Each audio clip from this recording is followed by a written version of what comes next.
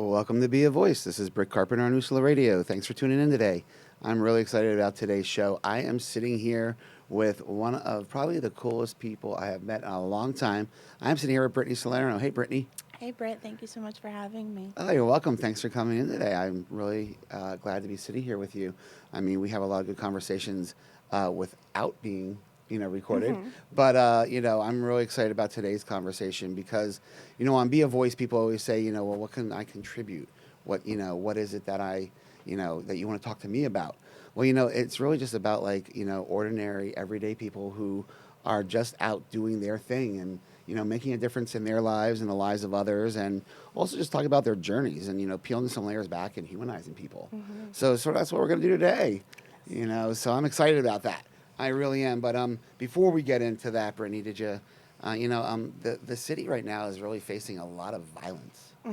Have you been following that, of course, I have been. You have been. Did you see about the 4-year-old who was just shot? Today, I Yeah. saw that article this morning. It's heartbreaking, especially when children become involved. That's just, it enters like this whole new realm of pain when a kid is in the crossfire. Oh my gosh, the trauma that comes with it and the aftermath, and this is not just the first child, in the past few months. This is many children. It's a shame because it goes back to where women and children used to be sort of off limits. Yep. In this crazy thing that's happening out here, the violence, but it's not anymore. And we wake up to this now. Yep. We wake up- Every morning you go and personally, for me, every time I go and I get my news predominantly through Twitter. Are you a Twitter person? I'm a Twitter person. Are you? I love Twitter. I do Facebook too, but there's, as you know, Britt and I are notorious for getting sucked down that hole of news story comment feeds, and it's exactly. such You get a waste lost of in that energy. rabbit Oh hole. my gosh. Yes. Hurts So you my like Twitter? soul. I do like Twitter. I like Twitter a lot. I never got into it. Yeah. But you get your news sources a lot from Twitter. Mostly, yeah. Just because I can control who I'm following. I mean, you could do that on Facebook as well, but it's just more reliable for me. But yeah, I saw this article, and the article in itself is just, there's a lot of holes in it, and something just doesn't seem right.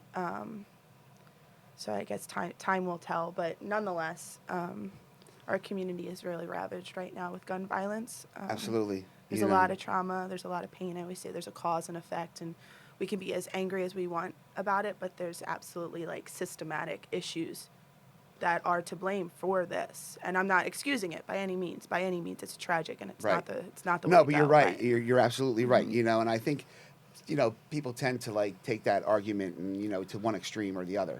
And there's not really an extreme. It's just the way, it's the truth. It's the way it is. Yep. And I think it's important also for the listeners who are tuning in. I mean, I know who you are, Brittany. I know what a wonderful human being you are. And, we met through the outreach that we both do in the community to help those in need and, to provide harm reduction and just some hope to those. But, tell the listeners, who is Brittany Salerno?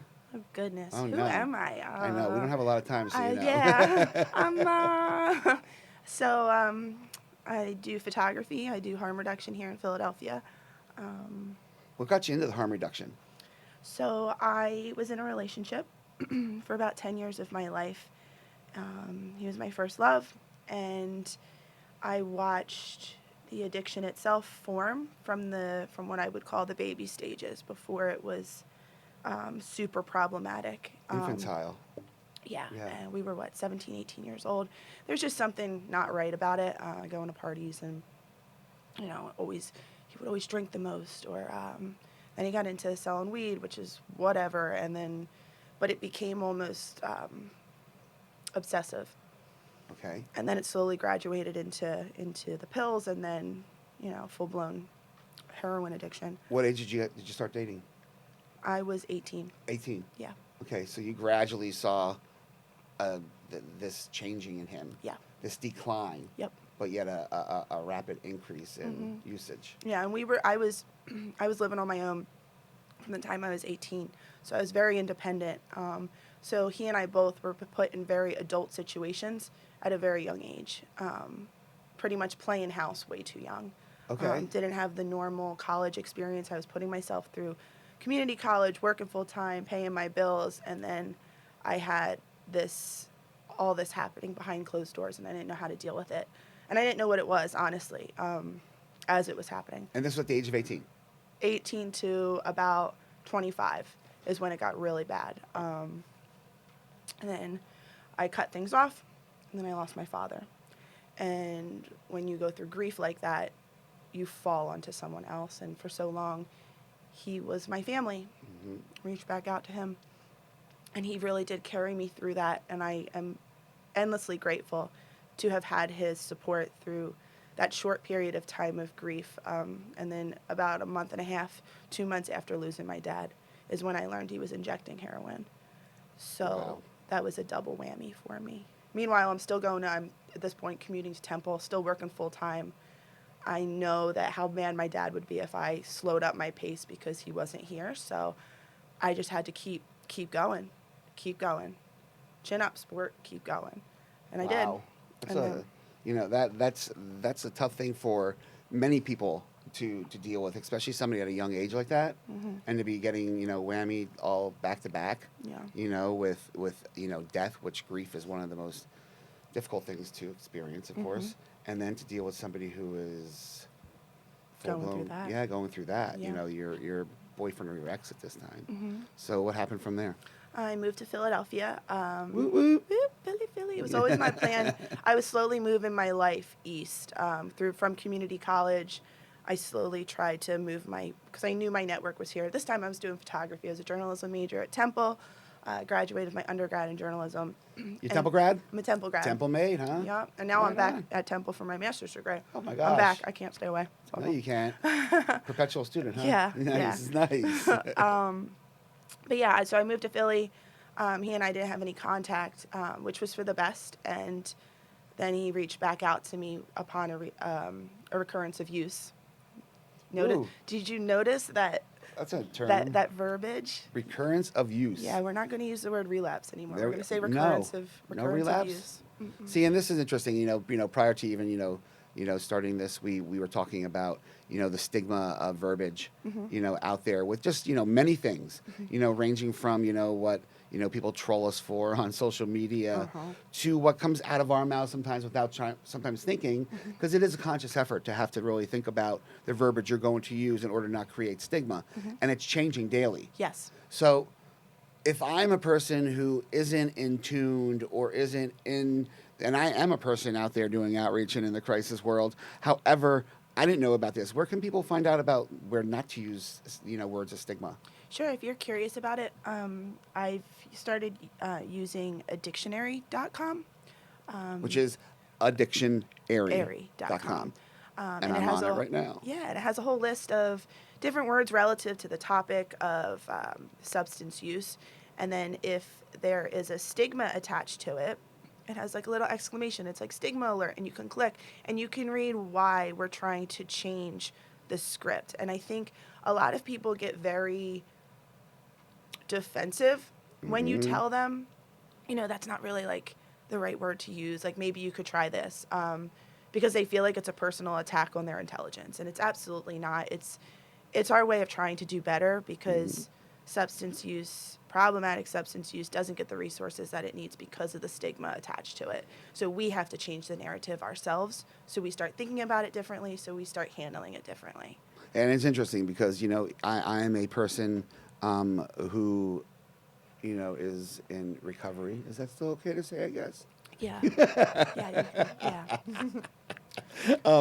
No stigma alert on that one. No, I knew that. I was just sort of being my typical It's hard to smart keep mouth, up with. I mean, it is. it's It really so hard. is. It's changing. Like before I say something, I'm always like, wait a second. And I make mistakes. I'm not perfect.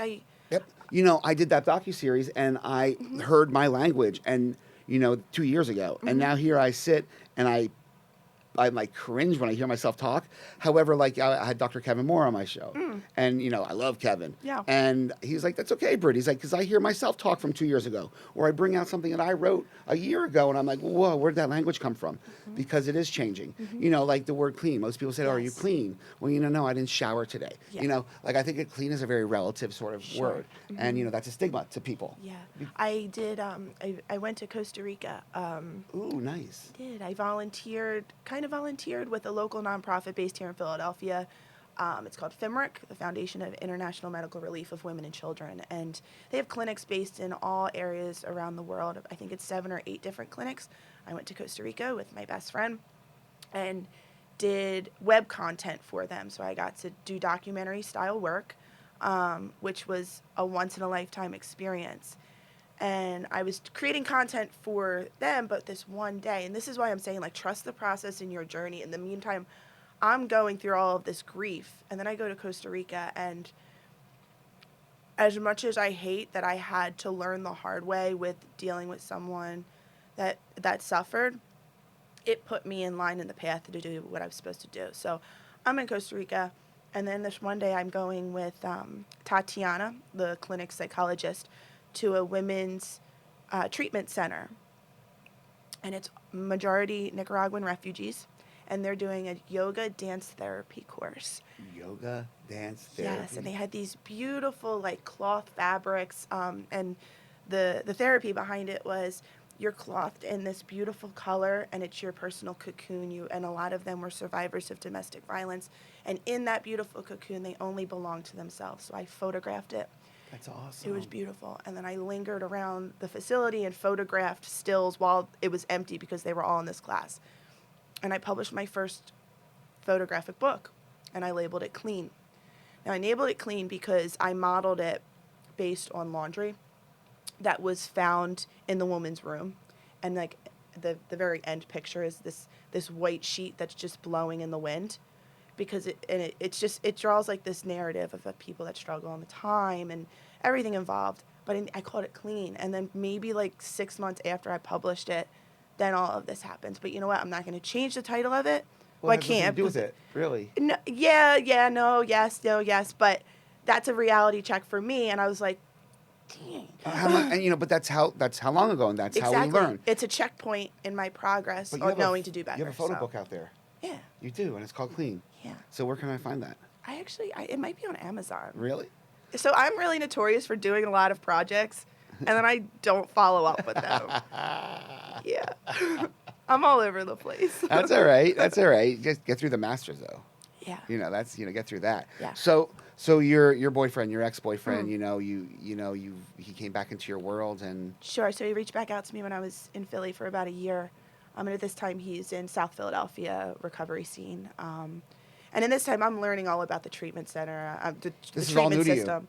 Well, I was dealing with it with the treatment system. Right. And then coming to Philadelphia, I learned about the recovery world.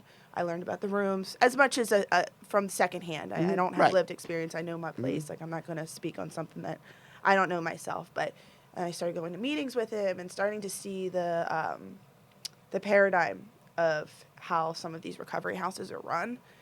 And just, after 10 years, you see all of this systematic failure over and over again, and it's heartbreaking. And there are stories of hope that come from it, absolutely. But there's a lot of individuals that aren't having their needs met that fall through the cracks. For instance, the one day I went to go pick him up. He had just gotten out of a detox stint, and I'm driving on 76 with his mom. It's the one day his mom is with me in the entire experience of our relationship, and she's a nurse. And it's traffic, and I'm, like, right on 76 where, like, Boathouse Row is to my right. I'm about to get off at Girard, right? Mm-hmm. And I look in my rearview mirror, and he's gray. And I'm in traffic, and it's pouring.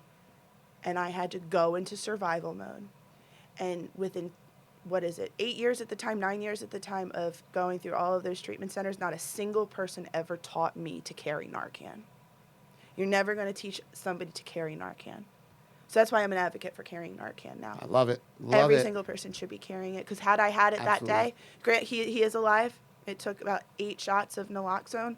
I don't know how he's alive. We don't speak anymore. But that he's alive that day. And so this is how you became a voice for the community. Yeah, and I used that journalism and all the media experience that I was learning in school to start doing educational content for the city. And that's when I became involved with Prevention Point and worked with Elvis Rosado to do a Narcan training, and Megan Reed. It's in the prison system, and we did a public service announcement for people that are leaving the prison system, how to be trained in Narcan. I love that. Yeah. I love it. Elvis trained me. Yeah. A Narcan. He actually Narcan man. A Narcan man. Yeah. I'm very fortunate because like I was able to do one-on-one time with him for training. It wasn't a group training. It was just me and him actually upstairs. It was something really comforting about it because we were upstairs at Prevention Point in the sanctuary in the altar area. It's so peaceful. Yeah, it was just me and him. We were talking, and he actually had compassion and talked to me and making sure that I was okay to be able to out in the streets doing what I do, and he cared. Oh yeah. And there was that genuine quality about this guy. This is a compassionate human. So you got really involved and you started hitting the streets, didn't you? Yeah. Yeah. I simultaneously was starting to do a documentary. I wanted to profile messages of hope of people that were making it through and that were doing well, so we could hide. I just wanted to change this narrative of cameras going into Kensington and filming the pain and the trauma, because to me it never felt right, and now it really doesn't feel right now that I'm actually on the street and I see the community that very much exists in Kensington. It's a lot more than what the media portrays. But my first day of production, the first person I interviewed, David Pidge. I interviewed him on Broad and Snyder. I received news that night that he experienced a fatal overdose on that very corner, and I had the last footage of his life. Wow. That's really heavy for me, and it took me about a year to find his family. I didn't do anything with the footage beyond maybe an in-memory little video. But I gave all that raw footage to his family because I knew that wasn't mine to keep. I don't need to post this. It's not about me. Give this to his family. And You tracked the family down. I tracked them down. Where were they? He's born and raised in South Philly, Okay. but they're not active on social media. And it was just, I think I found a distant cousin or brother, and finally, when you message someone you're not friends with on Facebook, it goes into a weird folder, and Right. Yeah, I I'm know just that so weird grateful. folder. I'm so grateful I was able to get that to them. What was the reaction when you gave I them talked to the the footage? father, and I emailed him the footage, and I talked to him on the phone, and I felt scared because for a long time I didn't blame myself, but I was scared are the questions that I was asking triggering for him.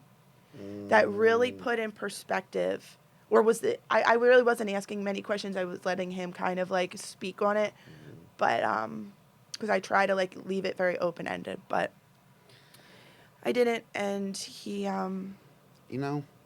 that put into check that if something happened to him right in front of me, in front of my camera, I had no way to save his life.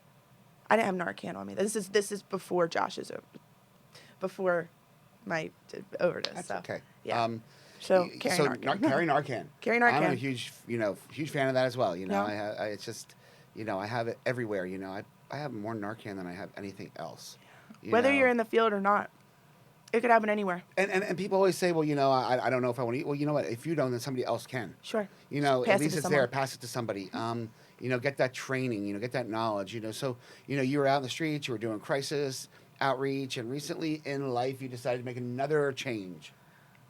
Yeah, I'm trying to be more mindful of my trauma and my boundaries within that, and it's traumatic work, and I decided to go back to school because I'm seeing all of these systematic failures. So I'm in school for my master's of public health, focusing in health policy, and I did just get a new job working on a research study, which is really exciting. I've always wanted to work in higher ed because I like the idea of being a voice to teach others and to be a point person to help guide others. What will you be doing?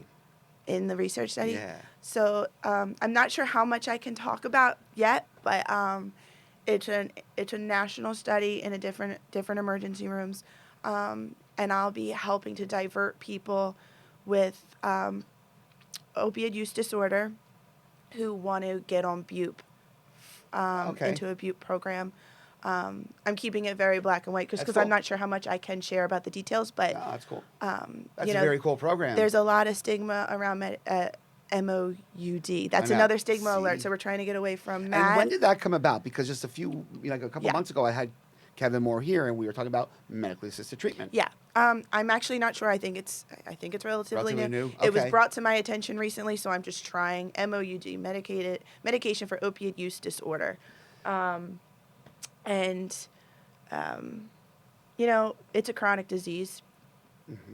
Every other chronic disease, we prescribe medication for it. I think it's a fundamental asset to people to help them get onto the road to just stay alive. And it is a disease. I think it's really important for people to know it's not just that we're calling it a disease, it's actually labeled and classified by the National Bureau of Infectious Diseases as well, or something like that, that it is a disease.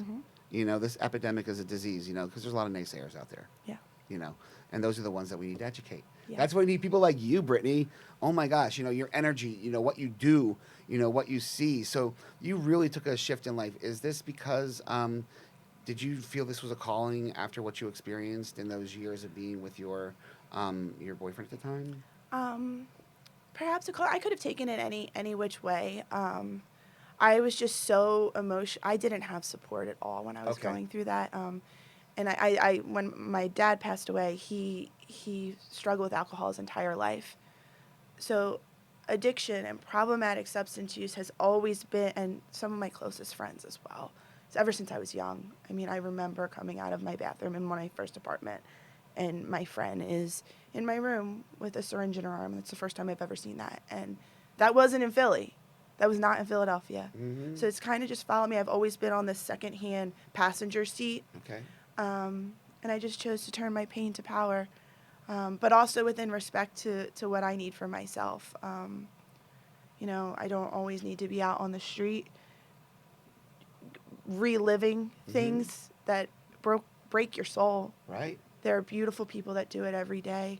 I commend people that do it every day. I know my boundaries now. I don't have anything to prove to anybody. I think anybody that cares has a seat at this table. That's amazing. I love it. I love it. And I love how you said you turn your pain into power. So you used something that was, weakening you, and empowered yourself. Yeah. And that way, by doing so, you started to empower others. Oh, you have to help other people. We have to help each other. So, you know, and you're a firm believer in meeting people where they're at, correct? Oh, absolutely. Yeah, you are. Your face just lit up when I said that, because you are. And, you know, why is that important? Why is it important to meet them where they're at? Why shouldn't we just be like, you know what, enough's enough. Come up to our level. People are going to do what they're going to do. People are going to do whatever they're going to do, whether they're using drugs or not. I use the philosophy of harm reduction, meet people where they are, in every interaction that I do. Absolutely. You have somebody that doesn't, for instance, doesn't understand the stigma alerts on certain words. You have to approach them with compassion, in my opinion. Now, there's a lot of naysayers that say, you know what, like, F the community, F those people. I don't have time to worry about those people. I need to worry about the people that are struggling the most. Absolutely, then you do that. But it affects everybody, and everybody has to be involved in order for real, progressive, effective change to take place. This is a domino effect. You know, it's not just, you know, one area. It's not just one neighborhood. You know, it's not just, you know, it's every backyard. Okay, so you know, and you know, back to the whole NIMBYs. You know, it is everybody's backyard. You know, it's our country. You know, anywhere we go, you hear about it. You know, just so happens that Philadelphia has been, you know, known as the hub. Yeah. You know, it's been known as the capital, and you know, that's not a really great thing to be known for. No. But you know, you summed it up really well. You know, you got to meet people where they're at, no matter where you are in life, no matter what you're doing. Absolutely. You know, so. What else? What else you got going on? You got a lot happening. You are a busy person. I am busy. I like to keep it moving. I'm working on a documentary right now, a photo documentary, highlighting mothers and loved ones that have lost someone to a fatal overdose, or I love this one. Or someone who may be away in treatment, or they don't know where their loved one is. When I lost my dad, I did my first photo documentary, and it's called Life as You Left It. And I photographed his apartment before we touched anything. You know, he was at home before he got rushed to the hospital. So I photographed stills of the details of his panic almost, like his messy bed and his unfolded clothes. And that's so human, and we are all so human. So I want to photograph the keepsakes or the details that people who have lost someone, what did you hold on to? Because I interviewed Perez. Now, Perez is someone who is a beautiful, beautiful soul and unfortunately we did lose them recently to this crisis. And Perez told me Kensington is always deemed the area of the forgotten, the land of the forgotten, that there's this news article that's framed that says it on the, and Perez said, we're not forgotten. We all have loved ones that know we're out here. Every time something happens to one of us, it's a ripple effect of grief. We are not forgotten. And I get chills just thinking about that, just That's because awesome. nobody's forgotten. No, No. absolutely not. But they think that. I mean, that's a stigma. Another stigma. Yeah. So you really, where can somebody find these photojournalist essays, work that you're doing? Yeah, so as I said, I'm all over the place and I don't keep up the way I should be. I am on Instagram. My photo tag, as I start editing and processing things like that, can be found at b.salerno.photo. b.salerno.photo on Instagram. Yeah, that's my photography And that's page. where they can all find, that's awesome. Because this stuff is great. This is stuff that people need to see. Yeah. Why? Why did you get involved with that? Why, of everything you can pick out there, why that? Why photo or why the subject matter? Why the subject matter? And this is full disclosure to any of my participants. I'm a huge supporter of overdose prevention sites. There's so many parents out there that don't have their kids. There's so much grief that is felt. I remember the day that he drove away on his bike in the middle of winter with nothing but a t-shirt on his back, because that is how fixated his disease had him to go use. And I didn't hear from him for days. So those days of not knowing where your loved one is, if they had a safe facility to go to, that there's at least an option for them to go to not die. And let it be known that people that are coming out of detox, people that are coming out of incarceration, that people that are coming out of maybe a long-term recovery, their highest risk for an overdose. People don't die because they've used too much. The first time they pick up after a while, it's a known fact. Absolutely. So love your people that are in recovery. Absolutely. Love everybody. And support them. I'd support them. them. Just because Support everybody them. looks like they're doing okay, we're all human. Absolutely. Social media is a facade. It's the highlight reel of our lives. Oh my gosh, can you imagine if everybody was as vulnerable and as real and raw on social media as certain people? And I believe that was, I use social media as a way to heal. It's my way of... It's an outlet of expression. It really is. I become very vulnerable. Yeah. People learn from it. I love it. I love your engagement. Oh, well, thanks. I love it. And you have such an army of supporters behind you. And that in itself is just so beautiful. And you say something and it reaches somebody. That's all that matters. As long as I reach one person, that's what matters to me. Yeah. And you're reaching a lot of people, and so all these things, Brittany. You've been very independent since a young age. You've seen yourself through college not once, but going on the second time. Yeah. Now. Yeah. You've put your life on a couple back burners, it seems, for others. Yeah, I'm trying to do better at that. That's okay. It's all right, though, because look where it's gotten you. Yeah. Look where it's gotten you. You're a very compassionate person. Thank you.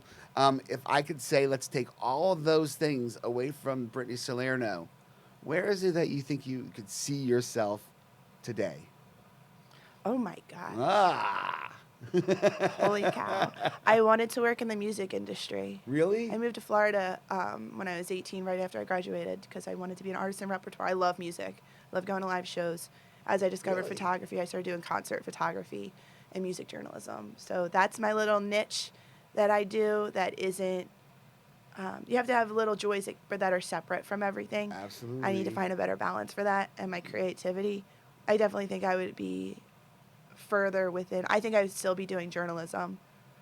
I can't even say it. I can't even say it. Like, just the cohesive collective of harm reductionists in Philadelphia and nationally now, building this network of seeing such compassionate people that care. It gives me so much support now where it almost compensates for the lack of support I didn't receive when I needed it. Aww. Yeah, so I love everybody fighting the fight. And there's a lot of us out there.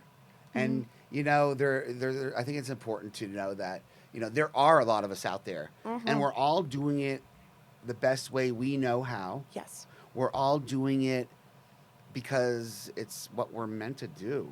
Mm-hmm. I don't really think there's anybody that's out there that's Mm-mm. doing it, because they're getting paid for it, you know. Yeah. Then, you know what I mean? There are people that get paid, but like, Sure. but they're doing it because it's in their blood, it's in their Yeah. blood, Something has it's in their happened side. that they Yeah. care and that. Yeah. So Everybody has a seat at the table if so they I care. need to say that, for everybody out there, Mm-hmm. we need to work together. We need to Mm-hmm. become one. We need to learn from each other. We need to share with each other. There is no competition in community. Zero competition. In Ego is community. not your amigo. You did not just say I that. said it. That is the motto. That's the motto. Take your ego out of it. We're caring about people. I love it. If priority isn't caring about people and it's caring about how much you care about people, look at the mirror Mm-hmm. and adjust.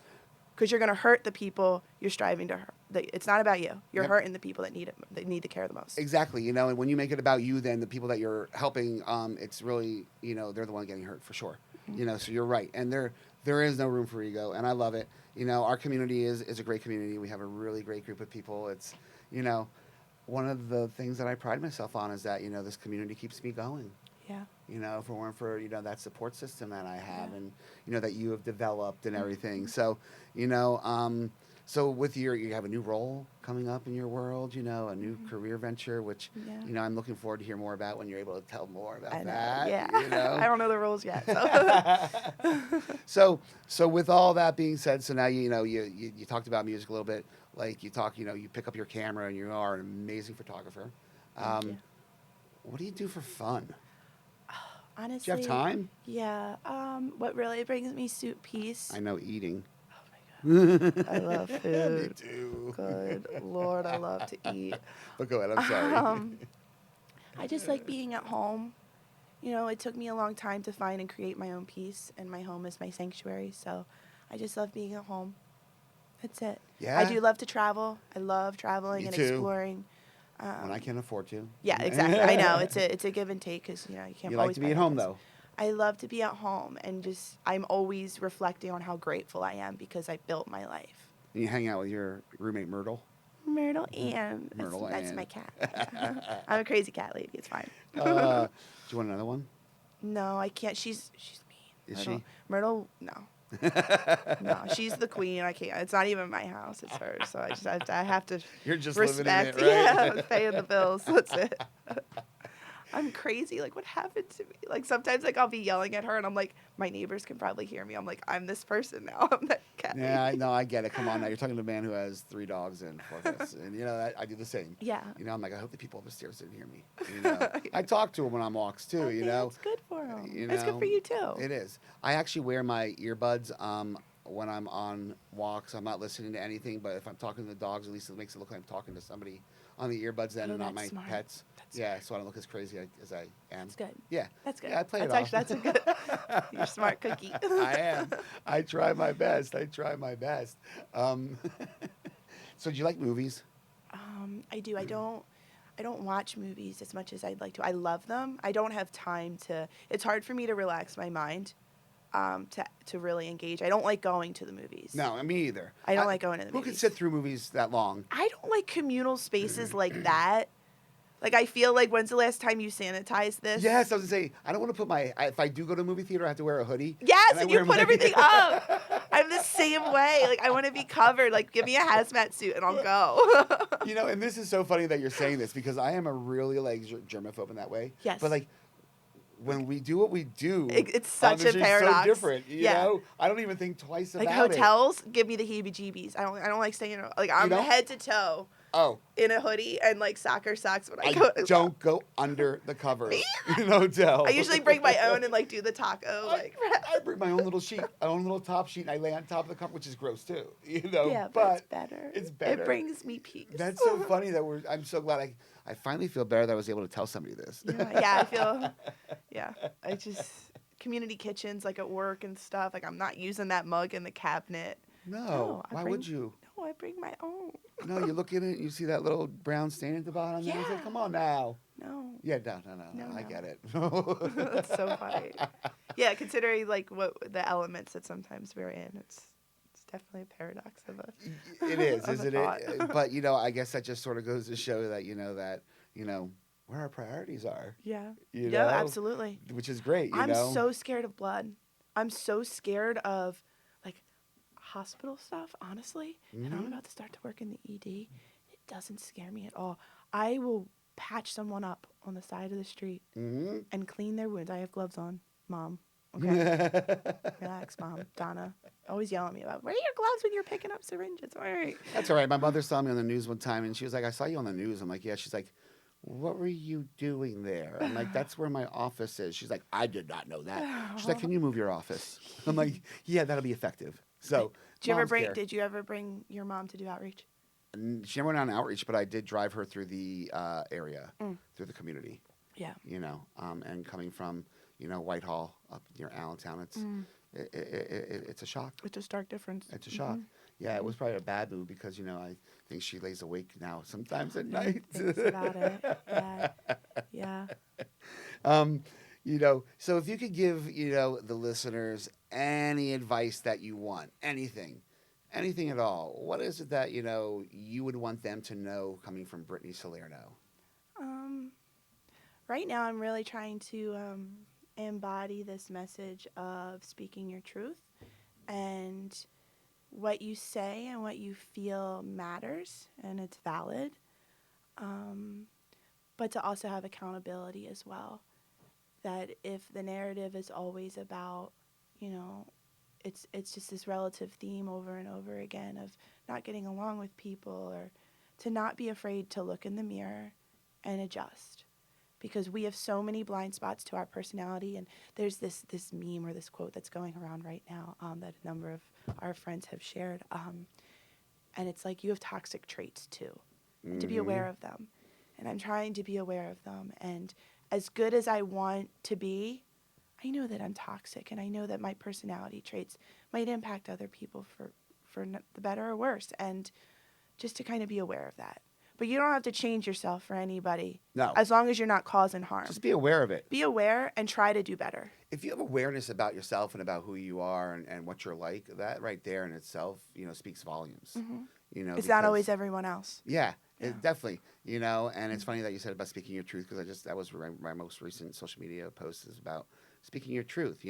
Let it be known. Let people know. Be very transparent. Yeah, whether people support you or not, if it's your truth, say it. I don't say what I say for the likes. Yeah, no. And if people don't support me for it, that's great. Then I know who not to talk to. Exactly. I'm Excuse not yourself from the talking to table, let them go. Yeah, exactly. You don't have to sit here. The chair's still here, but you don't have to sit. And it's room for somebody who wants to be there. Exactly. Because Yes. there are a lot of chairs open at the table. It's just who occupies them. And I think that's important too. It's who you surround yourself by. Yeah, your environment is key. You believe that? Oh, 100%. You believe- Absolutely. I'm reading a really good book right now, Lost Connections by Johann Hari. And it's actually very much about depression and anxiety and unraveling the myths that we've been bred to believe. I'm not through it yet, so I can't speak too much on it. I'm about halfway. But your environment is key. Who you surround yourself with is key. I believe that. Like, I know that. Get yourself out there into nature. 10 minutes a day, go for a walk and look at the sky. I Don't tell look at your people phone. all the time that who you surround yourself with can make or break you. It really can. And I've learned that. I've learned that the hard way. I learned it the easy way. I become very cautious. Yeah. It's not easy for me to let people in. Sure. Especially probably coming from like our backgrounds where we came from, and Yeah. and I don't think I don't think it's a bad thing, but I also think it's important that you surround yourself by people that you love and also who love you back. Yeah. Because we don't find that too Yeah. often. And you don't really see it. I call it the elevator phase. I'm kind of the opposite, where I just want to be around people all the time, and like if somebody shows me compassion, or even if they're just there, I like want to love them. And I'm an incredibly vulnerable person. I'm very sensitive, but that's okay. That's a virtue. It's fine. I'm learning to live with it. But you don't see people's true colors until after that elevator phase. Get stuck in an elevator with somebody. I love the elevator phase. Yeah, and then you see what they're really Oh about. my gosh, getting stuck in an elevator. I just had anxiety thinking about it. I just panicked. I just had a panic attack. I hate elevators. Oh my gosh, me too. Not just that, like small spaces like that, and then to be around people. Oh. And maybe Double whammy. Yeah, boom, Oh, yeah. boom. I hope there's an emergency hatch, and I hope I can get out it. So, if everything there were easy. Yeah. Brittany, like I said, your energy is phenomenal. Thank you. Your attitude is Likewise. Get out. And I really wanted to extend the invitation to have you come back, in a couple months when you start your new phase and your new career aspect, and talk to us about it. I would love when to. you're allowed to. Yeah, absolutely. When you are allowed to. I would love to. And once I understand it better, because I'm really just figuring it out as I go. But as we all are, but. You are a big proponent for harm reduction. You're a big proponent for the overdose prevention sites, which not many people are, and that's something we should be talking about. Absolutely. We need to have these conversations. Yeah, normalize the discussion. Absolutely. We're all impacted by it. Absolutely. Be open to it. Yep. And and once again on Instagram, they can find you at. My photography one is b.salerno.photo. And are you active on Twitter posting, or you just follow? Oh, goodness, I am. Hold on one second. You don't even know that. Oh, my gosh, she doesn't know her own Twitter. I literally just go through life. I'm like a pinball, just making it up as I go. Okay, so it's _Earth, #2, Brittany, EARTH, #2, BRITTANY. I talk a lot about music, harm reduction, policy reform, and cats. And cats. And that's exactly why I had you on here, because you are a voice for all of that. Yeah. Brittany, once again, I appreciate you so much. I appreciate you coming today. And to our listeners out there, make sure you're following Brittany Salerno. Brittany, thank you. Thank you so much You for got having me, it. Britt. You're great. Everybody, remember, whatever it is you stand for, be a voice. This is Britt Carpenter on Usula Radio, and have a great rest of your day.